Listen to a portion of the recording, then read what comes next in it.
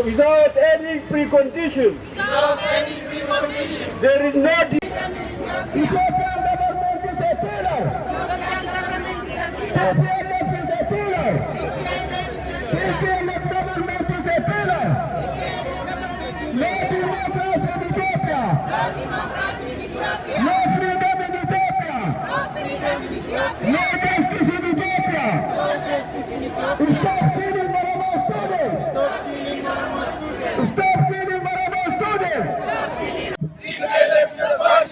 Stop killing Oromo students. Stop killing Oromo students. We demand democracy. We demand democracy. We stand for justice. We stand for justice. Stop killing Oromo students. Stop killing Oromo students. Stop land grabbing in Oromia. Stop land grabbing in Oromia. Stop land grabbing in Oromia. Ethiopian government is a terrorist. Ethiopian government is a terrorist. Ethiopian government is a terrorist. No democracy in Ethiopia. No democracy in Ethiopia. No freedom in Ethiopia.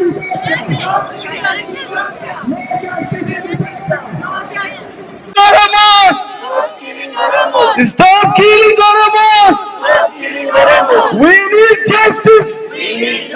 We need justice! There is no justice in Ethiopia! There is no justice in Ethiopia! There is no justice in Ethiopia! There is no justice in Ethiopia! Stop killing Oromo students! Stop killing Oromo students! We ask peace! We ask peace! There is no justice in Ethiopia! There is no justice in Ethiopia! There is no justice in Ethiopia! Stop killing Oromo students! TPLF out of Oromia. TPLF is an aggressor. TPLF is an aggressor. Oromia for Oromos. Oromia for Oromos. Oromia for Oromos. Oromia for Oromos. Finfinne is the heartland of Oromia. Finfinne is the heartland of Oromia. Finfinne is the heartland of Oromia. Finfinne is the capital city of Oromia.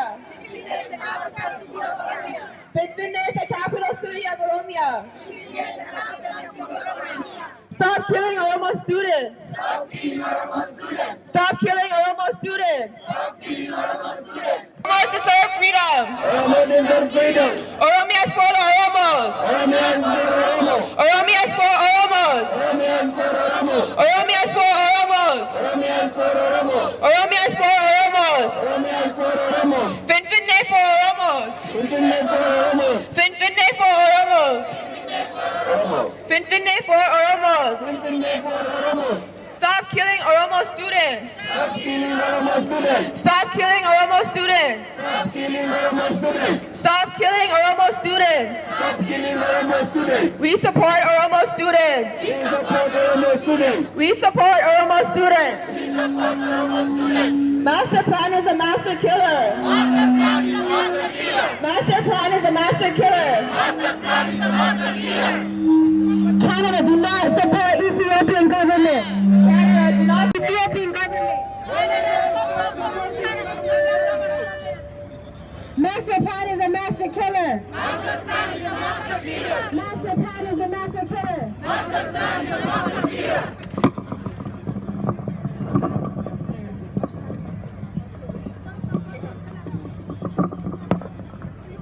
I want to ask something. We're Canadians. Canadians don't tolerate, we don't listen to, and we don't support killing innocent people. That's why we don't condemn terrorism, right? We don't like that. That's terrible. How can we kill innocent people and stand by and not let anybody do anything about it? Whoa. We were peacekeepers. Stolen? How can we let people die? If our students were getting killed and died,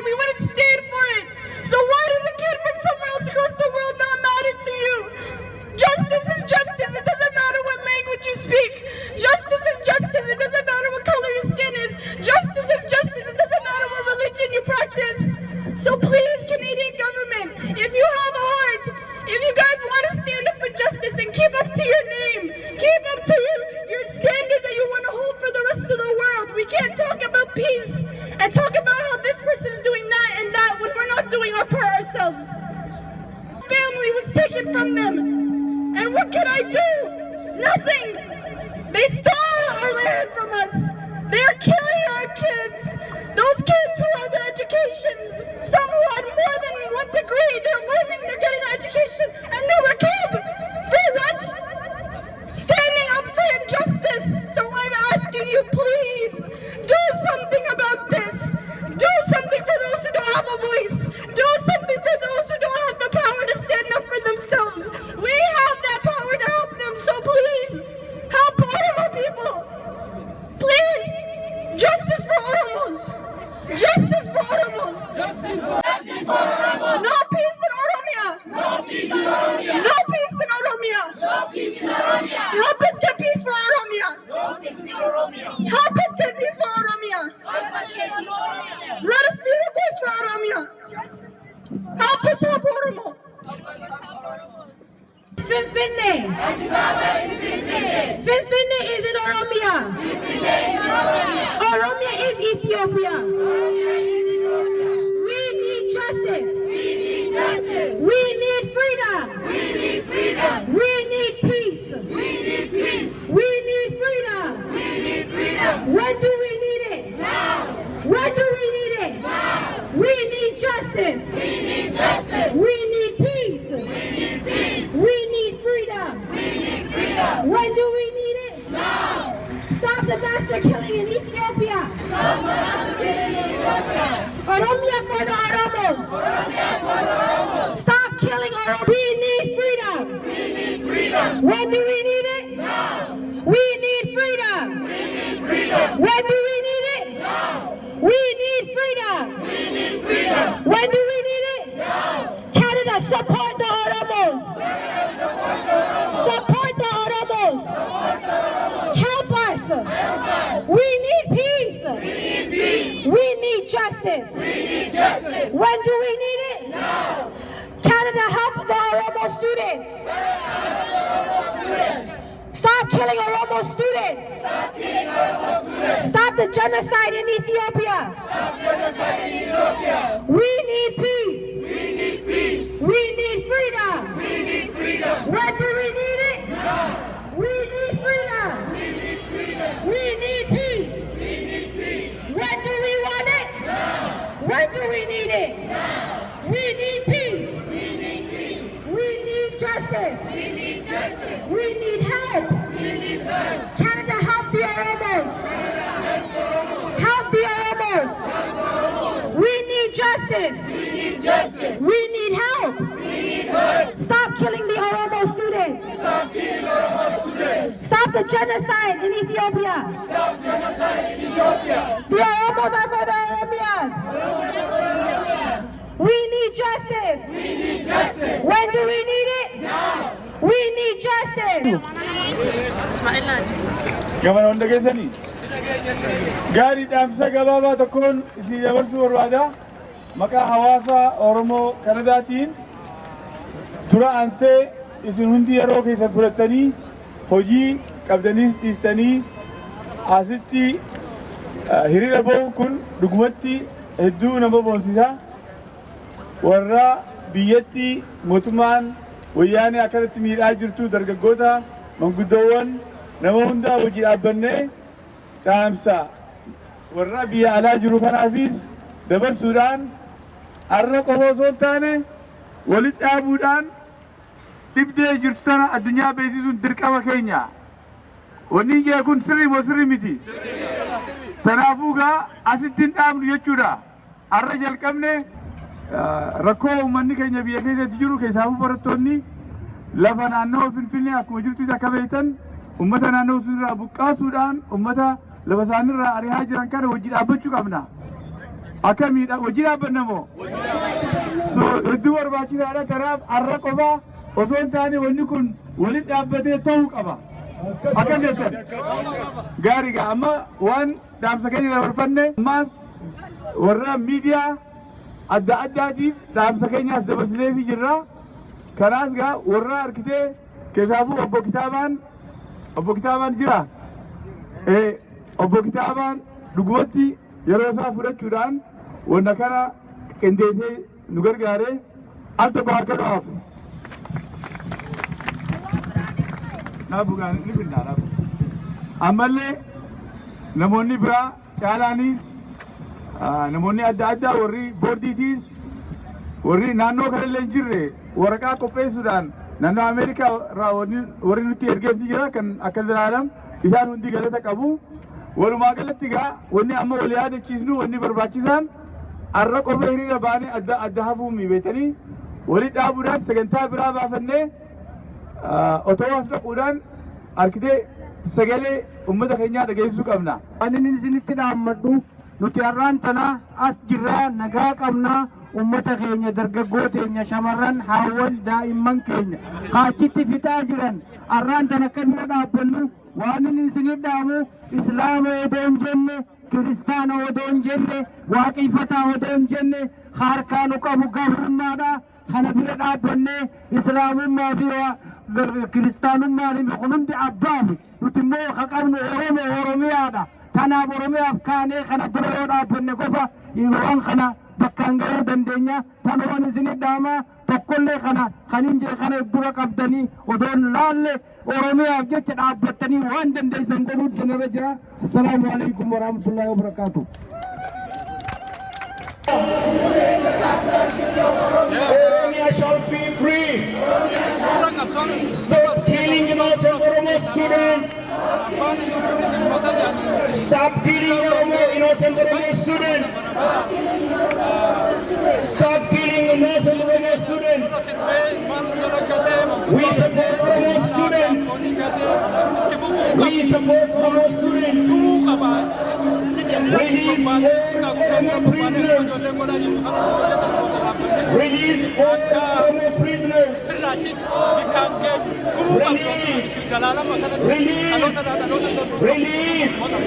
Release Oromo prisoners. Oromo prisoners. There are hundreds and thousands. There are hundreds and thousands Oromo students in prison. Oromo scholars in prison.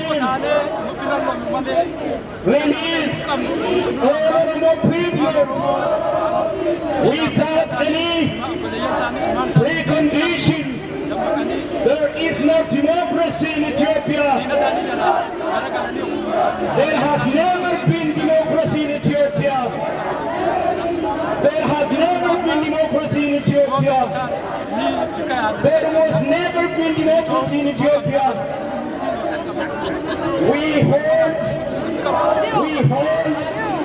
Ethiopian government. Yeah. Dide में आगे अपना उन्हें अर्गने, ओके? भैया का आगे तो लम्बा आगे तकाऊ दादन्नो और काका ओके अगर तो भी गाय हर hiriira nagaa baane kuni ijoollee teenya kan biyyatti warraaqaa jiran kan mirga isaaniitiif warraaqaa jiran barattoota Oromiyaa hunda isaan cinaa dhaabbachuuf wanni isaan godhan waan nama boonsu waan rakkina uummata keenyaa ibsu waan ta'eef isaan cinaa dhaabbannee baane kan biraa immoo mootummaa gabroonfataa mootummaa TPLF kan uummata keenya mirga isaanii ukkaamsan kan uummata keenya fixan dura dhaabbachuuf mootummaan alaatis mootummaa akka Itoophiyaa kana deeggaruun sirna akka hin taane mooraalii sirrii akka hin taane mootummaan kun heeraaf seeraan beeku uummata keenya fixaa jira. Kanaaf waan gargaartaniin irraa dhaabaa sirnaa miti jennee isaaniifis iyyachuudhaaf baane egaa hiriirri nagaa goone kan milkiiti itti fufuudhaaf deemnaa warra miidiyaatiinis akkasumatti isaanitti haasa'uuf jirra. Kana gaa'e galatooma.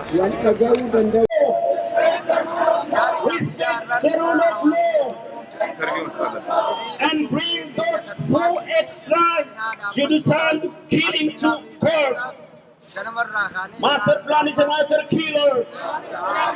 Master plan is a master killer. We demand the reversal of the implementation of the evicting Oromo and expansion plan. Oromia for Oromos. Finfinne for the Oromos. Ethiopian government is a terrorist. CPLF is an aggressor. CPLF is an aggressor. Grand People Liberation Front is an aggressor. Grand People Liberation Front is an aggressor. Ethiopian People Democratic Revolutionary Front is an aggressor. EPRDF is an aggressor. Waktu warga Iran tenaga kerja orang yang Kanada kalau isi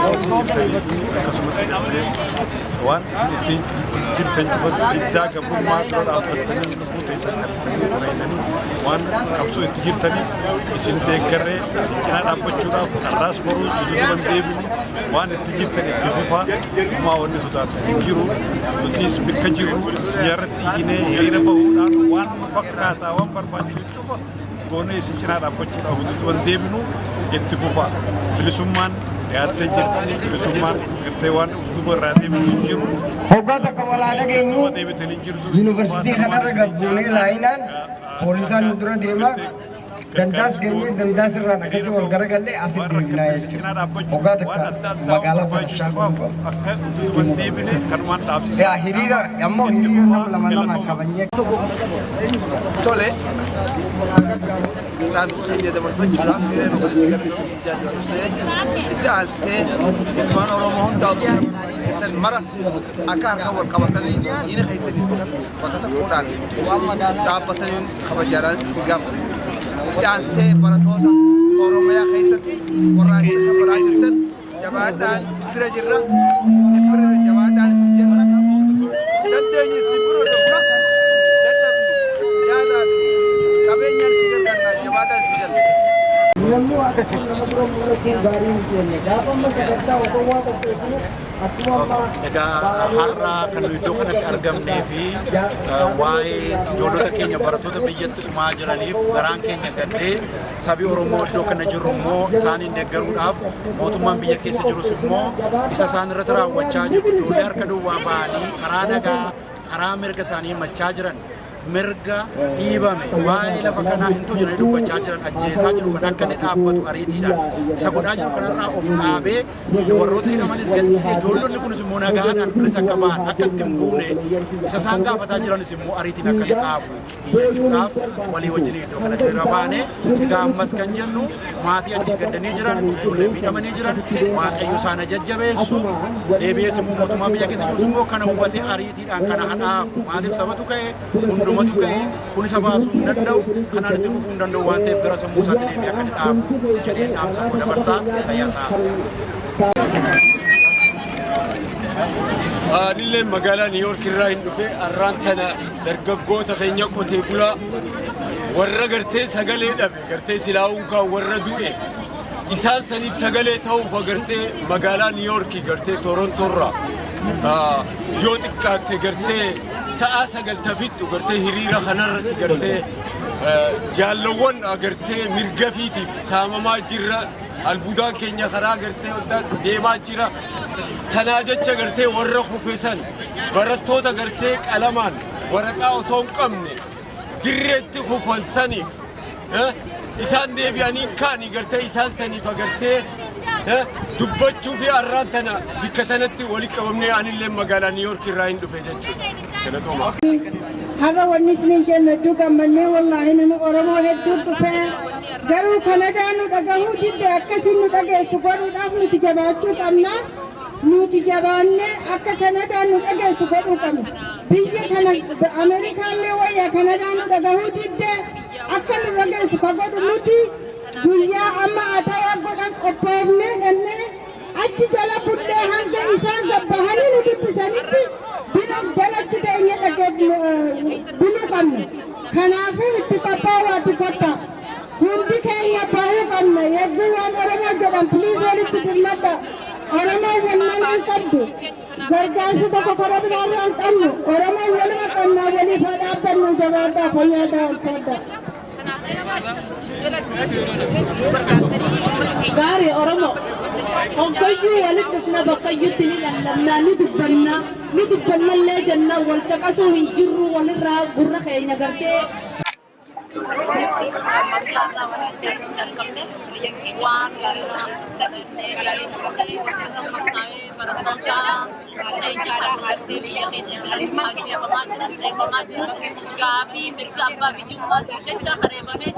Akarra dhaabbatu mootummaa faashistiitti abbaa humnaa gartee diktaateerri kun akka diktaateerummaa isaa kanarraa dhaabee abbaa mirgummaa isaanii ilmaan sadarkataniif jecha addunyaa kanatti ijina jennee asii jirraa jechuu qabiyya keessaa ammoo akka ilmaan isaa bira dhaabbatu hangalmaan dabarsa. Keenya ageettii qabu akka dhiibbaa mootummaa wayyaanee sanarratti mootummaa jala hordofuu balaaleffachuudhaan uummanni Oromoo bartoottii Oromoo kana keessaa jiru mootummaan kun akka inni dhaabuudhaa fi akka inni deebi'ee lafa Oromoo fuudhee kan biraatii keenyu akka inni goone bira dhaabbachuudhaa fi jechaan maal jechaan uummanni Oromoo gandaaf amantiidhaan wal qooduu dhiisee Oromoo abbaa tokkoo kan haadha tokkooti wajjin dhaabbannee kan fuuldura keenya dhaabbatee nu saamaa jiru kan ilmaan Oromoo kan ajjeesaa jiru kana ofirraa deebisuudhaa fi akka waliigallee fuuldura jiraa dhaabbannu jechaa lammaffaan immoo uummanni kan Oromoo keessa jiraatan gosaan kan biraallee nu jararraa waraanuu yookiin jaraan rakkoo qabaachuutu hin ta'in rakkoon keenya jara mootummaadhaa wajjin gatii ta'ee jennaan jarrillee akka nu wajjin dhaabbatanii jaraati hadda yoo Oromiyaa fitan boorgatii jaratti deemamu jennaan firiidamiin kan Oromiyaadhaa kan hundumaa gatii ta'ee jennaan hundinuu akka Oromoo wajjin dhaabbatuufan meeseja koosiidhiifan dabarsa jechaadha. Warqaatii asii irraa waalifin arra baktana jedhu akka ijoollee Oromoo support goonee fi akka nuti Oromoon peace qabne fi justice qabne.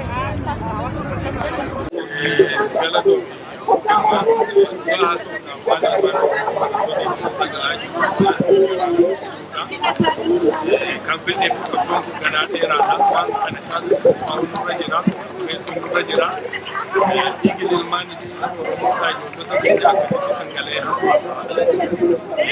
namni Oromoo keessumaa waan barbaachisu hundee ijaaramee gargaarsa barbaachisu gochuu fi danda'u akka mootummaatti dhaabbannaa ijoollee kana akkasitti beekamanii dhabanii guyyaan irraan taraa guyyaa seenaa keessaa guyyaa dhiigni Oromoodhaa itti dhangala'aa jiru yeroo ammaan kana jiru tana biyya keessatti yakka tokko walitti gaaffii mirgaa gaaffii uummata Oromoo kan dhumaa jiru kan lafarraa dhumaa jiru gaafatanii barattoonni keenya harka duwwaa kan dhumaa jiranii isaan deeggaruudhaaf sagalee isaanii kan uummata addunyaatti dhageessisuudhaaf bakka kanatti argamne jechuudha. Kanaadaa hundarraa bakka hundarraa nama karaa dheeraa deemnee walitti dhufne kun eenyuyyuu namni har'aan kana adoo iyyansa ijoollee Oromoo kana dhaga'u namni mana isaa taa'ee namni hojii qaba namni hojii isaa gaggeesse itti gaafatama seenaa jalaa hin bahu namoota wanni kun seenaaf galmeeffamu ta'a itti gaafatama lammummaati kadhumaa jirus yakka tokko malee dhumaa jiran ilmaan Oromooti obboleeyyan keenya ilmaan keenya san deeggaruudhaaf sagalee isaanii dhageessisuudhaaf uummata addunyaatti bira dhaabbachaa jirra kun bakka iyyuutti itti fufuu qabaachaa galatoomna. Keenya ageettii qabu akka dhiibbaa mootummaa wayyaanee sanarratti mootummaa jala hordofuu kanan dhufees immoo waan biyya keenya keessatti adeemaa jiru balaaleffachuudhaan uummanni Oromoo bartoottii Oromoo kana keessaa jiru mootummaan kun akka inni dhaabuudhaa fi akka inni deebi'ee lafa Oromoo fuudhee kan biraatii keenyu akka inni goone bira dhaabbachuudhaa fi jechaan maal jechaan uummanni Oromoo gandaaf amantiidhaan wal qooduu dhiisee Oromoo abbaa tokkoo kan haadha tokkooti wajjin dhaabbannee kan fuuldura keenya dhaabbatee nu saamaa jiru kan ilmaan Oromoo kan ajjeesaa jiru kana ofirraa deebisuudhaa fi akka waliigallee fuuldura jiraa dhaabbannu jechaadha. Lammaffaan immoo ummanni kan Oromoo keessa jiraatan gosaan kan biraallee nu jararra waraanuu yookiin jaraan rakkoo qabaachuutu hin ta'in rakkoon keenya jara mootummaadhaa wajjin gadi ta'ee jennaan jarrillee akka nu wajjin dhaabbatanii jaraati akka yoo Oromiyaa fixan boodatti jaratti deemamu jennaan firiidanii kan Oromiyaadhaa kan hundumaa gadi ta'ee jennaan hundinuu akka Oromoo wajjin dhaabbatuufan meeseja koosiidhiifan dabarse jechuudha. ዛሬ እኔ እዚህ የተገኘሁበት ሁኔታ ኢትዮጵያ ኦሮሞ ልጆች በሚሞቱበትና በሚገላቱበት እኔም የነሱ አካል